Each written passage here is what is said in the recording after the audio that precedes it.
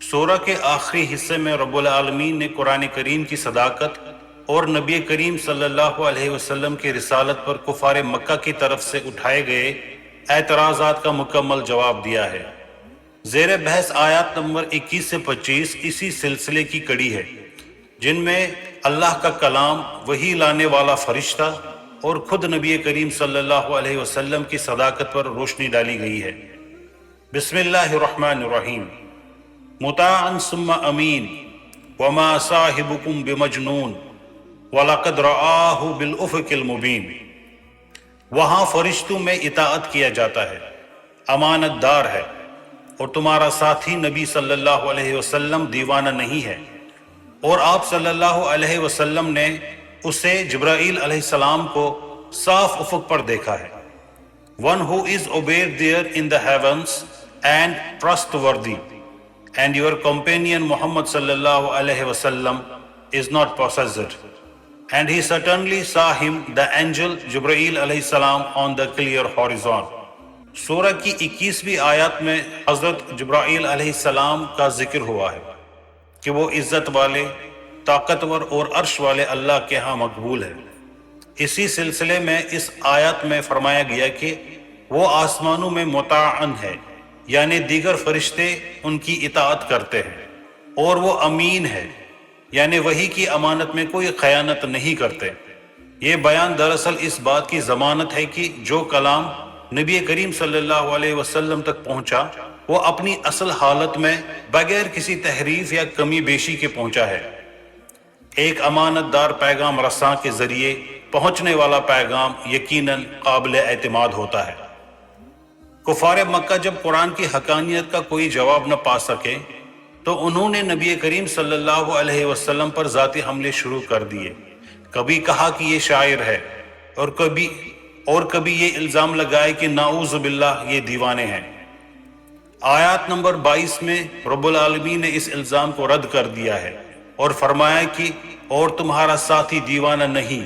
یہاں لفظ صاحبکم یعنی تمہارا ساتھی استعمال کرنا بذات خود ایک لطیف نقطہ ہے۔ قرآن کریم نبی کریم صلی اللہ علیہ وسلم کو اجنبی نہیں کہہ رہا ہے، بلکہ یاد دلا رہا ہے کہ یہ وہی شخص ہے جسے تم بچپن سے جانتے ہو، جس کی امانت و صداقت کی گواہی خود تم دیتے رہے ہو۔ ایسے شخص پر جنون کا الزام لگانا سراسر ناانصافی ہے۔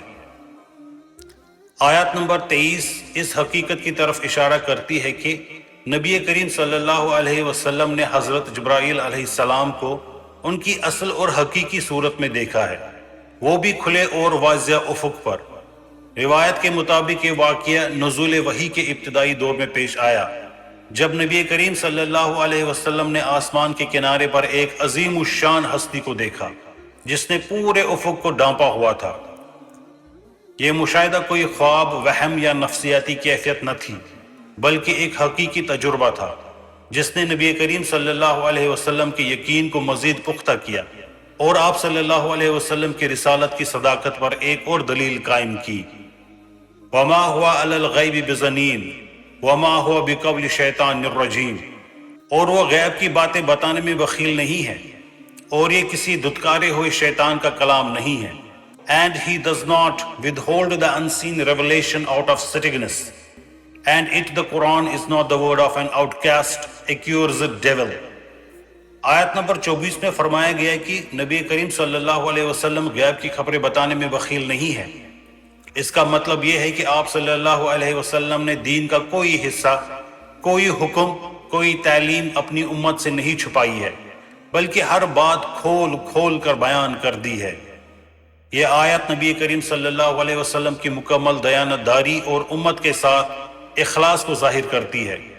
آپ صلی اللہ علیہ وسلم نے اپنی ذمہ داری پوری طرح نبھائی اور رسالت کا حق ادا کر دیا۔ 25ویں آیت میں ایک اور الزام کی تردید کی گئی ہے جو مشرکین مکہ لگاتے تھے، یعنی یہ کہ قرآن کریم شیطان کی طرف سے آیا ہوا کلام ہے، نعوذ باللہ۔ رب العالمین نے قطعی طور پر واضح کیا ہے کہ یہ کلام کسی مردود اور شیطان کا نہیں ہے، بلکہ خالص ربانی وحی ہے۔